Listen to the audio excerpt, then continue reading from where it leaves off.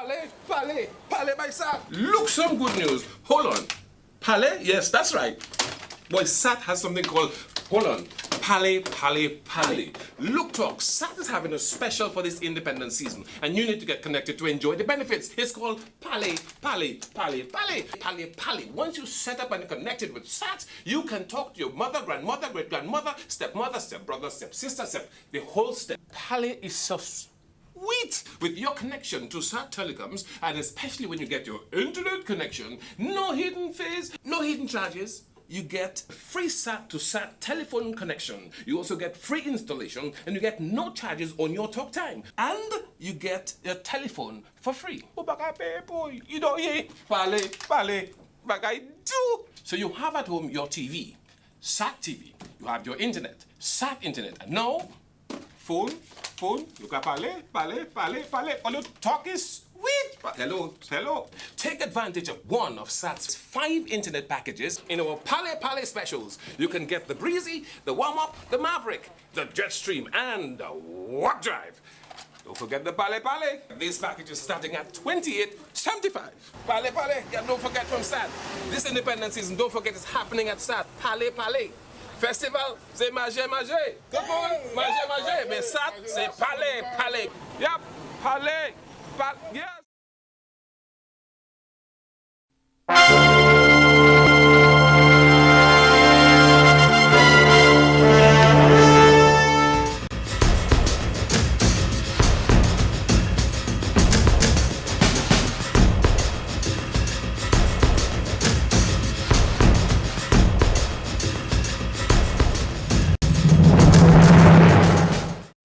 Good evening, I am Nastasha Charles. And I am Deslyn Joseph. And we are your presenters for today. Thank you for joining us for SAT TV News. Among the major developments, comprehensive disaster management legislation to be reviewed at regional consultation. Barbados Prime Minister says CSME is still alive. Pakistani teen activists on way to Britain to recover from shooting by Taliban. And in sports, retired former ICC elite panel wants an increase in the number of the umpires serving on the elite panel. Details of these and other stories after the break.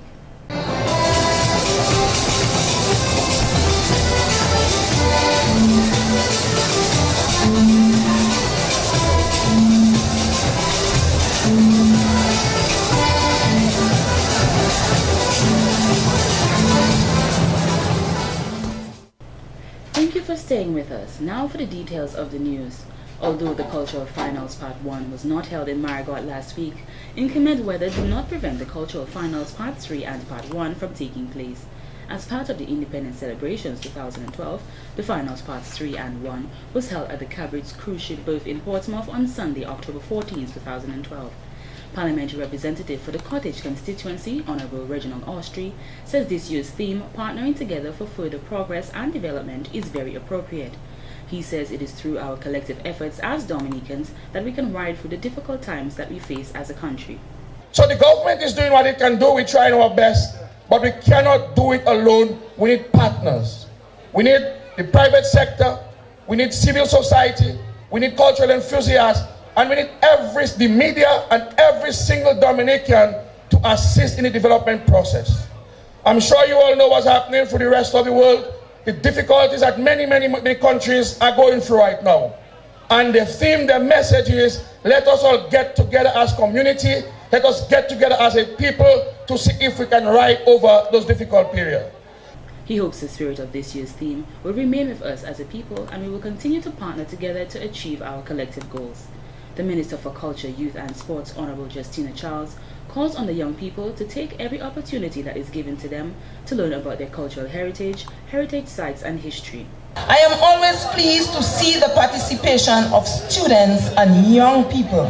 It says to us that our culture is alive, and it tells us that there will be continuity and preservation of what is truly ours. There are some areas, however, we need to strengthen. For example, the court competition for children. We need to have more children participating in the court competition. Storytelling is a very important aspect of our oral tradition. The Prime Minister has pledged $50,000 towards school's cultural showcase next year as part of our 35th independence celebrations. The Minister for Culture hopes that the schools island-wide will take advantage of this great opportunity. Honorable Gloria Shillingford, Minister for Community Development, applauded the students participating in the cultural finals and said that they are making a positive contribution to Dominica's development.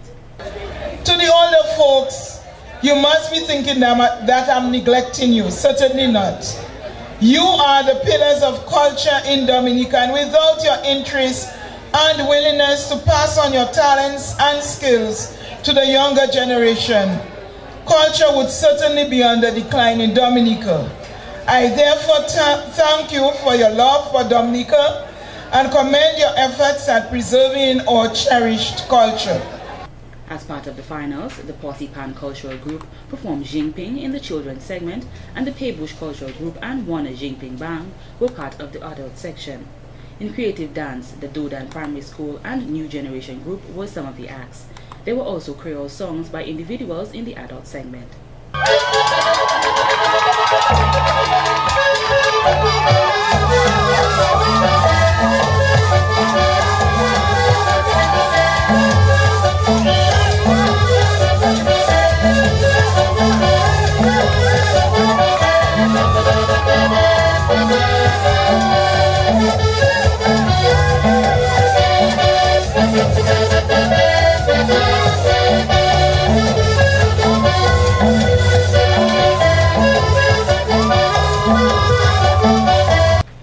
And in more local news, students as well as teachers from the St. Martin Secondary School SMSS paid a special tribute and recognition to the positive women on Monday, October 15th as part of World Rural Women's Day.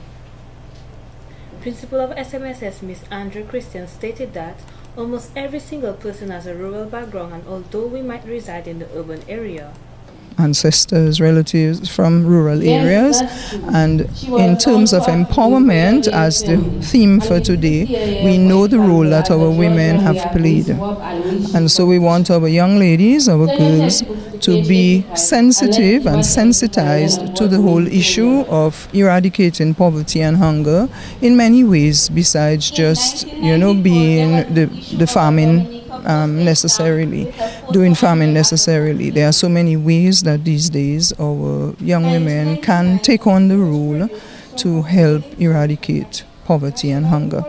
Ms. Christian added that this is an opportunity for the young women to be educated about the positive women among us and their contributions. Even having the special guests with us this morning, it is something that allows them to know who the persons are that sometimes they read about, and also to be able to listen to their life stories so that they too can make a contribution, and maybe one day they will be the ones being celebrated. Teacher at SMSS, Ms. Nastasha Xervier, says that they are joining the world in celebrating World Rural Women's Day with a special assembly. Ms. Xervier stated that icons from Dominica were selected to give speeches at the assembly because she feels their story could be a positive impact on the young lady's life. Miss Alice John Joes, who's one of the sports icons in Dominica, and we have one or two women from the village of St. Joseph who are into the whole rural environment, and we have Miss Sonia Lloyd, who's one of our cultural icons here with us.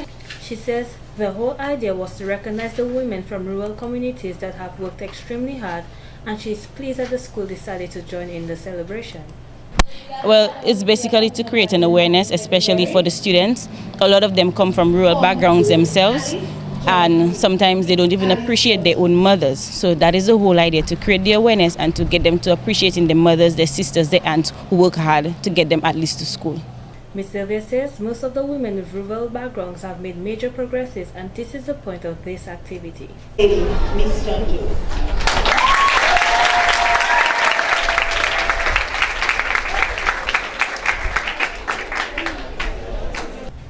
In more news, the Caribbean Disaster Emergency Management Agency, CDEMA, Coordinating Unit, the CU, is hosting a regional consultation on the refined Model CDM legislation, regulations, and adaptation guide.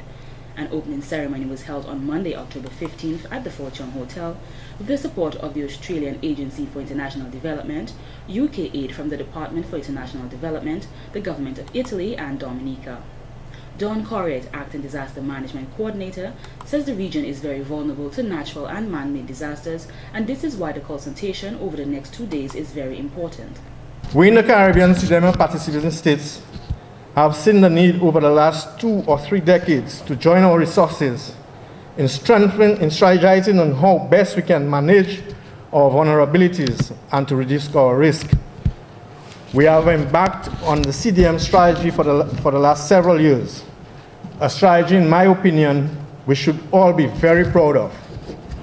And in the next day and a half, we will seek to establish a robust, workable, and relevant legal framework in which we can deliver on the CDM mandate we have set ourselves. The memory of devastation caused by the 7.0 magnitude earthquake that hit Haiti in 2010 is still with us. Ms. Elizabeth Riley, Deputy Executive Director of CDEMA, says the impact of a single hazardous event was tremendous. This is yet another reason to review the robust legislative and regulatory framework of national disaster management systems. The impact of these events on our productive sectors and livelihoods reinforces the fact that managing disaster risk is a development issue and demands from us, as technical specialists and policymakers, the reflection of this understanding in our decision-making, national policies, programs, and legislation. Complicating this landscape is the phenomena of climate change and its potential implications for increasing the intensity of hydrometeorological hazards with which we are all well familiar. Their focus at CDEMA has expanded beyond the traditional natural hazards and now embrace complex emergencies and threats, and with this, there needs to be a revisit of the arrangement that's unnecessary to address them. The birth of the Caribbean brand of managing disaster risk came about in 2001 with the introduction of the Comprehensive Disaster Management Concept, CDM. CDM challenges us to give consideration to all hazards, to empower all sectors, and to build a culture of safety. That strategy, which has broadly been embraced at the national level within the CDEMA participating states and at the regional level through adoption at the level of the CARICOM Council for Trade and Economic Development, COTED, is nearing its final year of completion. The Honorable Charles Savrin, Minister for National Security, Labor and Immigration, says he recognizes our vulnerabilities as Caribbean countries from natural disasters is largely due to our location. But it is not enough to simply enact legislation. Equally critical is the element of enforcement. In addition, we must give deep thought and consideration to the policies we articulate and to the realities of the implementation environment that we face. We must ensure that we craft legislation and accompanying regulatory frameworks that are in sync with our national priorities and that are also sufficiently robust and effective to allow us to achieve the objectives set out in policy. The regional consultation brings together CDEMA participating states and other regional and international partners, mainly to reflect on the practical issues surrounding the adaptation and implementation of the model CDM legislation and regulations. And in entertainment, many gathered at the Ararak House of Culture to witness the most talked about play, The Voice of Truth, on Friday, October 12th, as the Hongan First Drama Group blew the crowd away with an awesome performance. PRO of the group, Miss Nabina George, who stated previously that being part of the play has changed her life, played the role as a teacher. Keep the paper. Keep it. Yeah. Miss, I'm not finished. How did the voice look at me? Copy. You know what? Practice this, Miss. Get a pencil. Okay. Miss, how about reading this?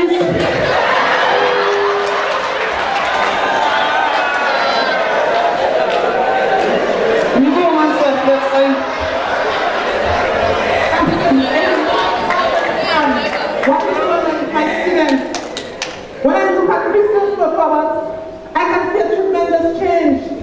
She listens to people who speak negative to her and reduce her academic level. Melody, on the other hand, she's a confident and positive young lady. And doesn't allow anyone to tell me who she is. And it shows in her words. That is why, as a teacher, I am very careful what I say to my students, because my words can either build or break them. Writer and coordinator of the play, Miss Kathy Augustine, indeed portrayed the voice of truth in her role. The play was targeted towards everyone, not just the younger generation, and the entire crowd gave a positive reaction. Miss Augustine gave messages and advice that even the crowd reacted to. Because they came to me, lies came to me telling me I was getting it. I said, here am I, look at me. Look at all my things. What I tell you? Because I listen to the true voice. Okay. Did you hear that? Yeah. So you need to stop listening to crap. Stop listening to the lies. The words of the devil. The words of demons. They're coming out for. Yes. Stop listening to them. And reflect upon the true voice. This is the voice of truth, Jackie. Yes, what is saying next street? What is saying next street? Let me tell you something. I go to train and rebuking that voice of lie that keep on talking to me. You see the liar that keep on talking. I'm going to rebuke that voice. And I am going to listen to the voice of truth. I'll be better. The audience came alive and cheered when Secretary of the group, Miss Nisha Jean-Baptiste, brought out the message behind the play, which is to differentiate between malicious voices and the right choices. However, at the end, she made the conscious decision to get married. Alright. Just want to bless this couple. Father God, I thank you, Lord, for them. Bless them, Lord, that they may have a successful marriage. In Jesus' name. Amen. Turn around.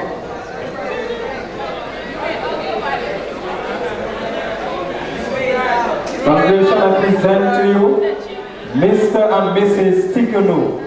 Mr. Watson, Andra Christian.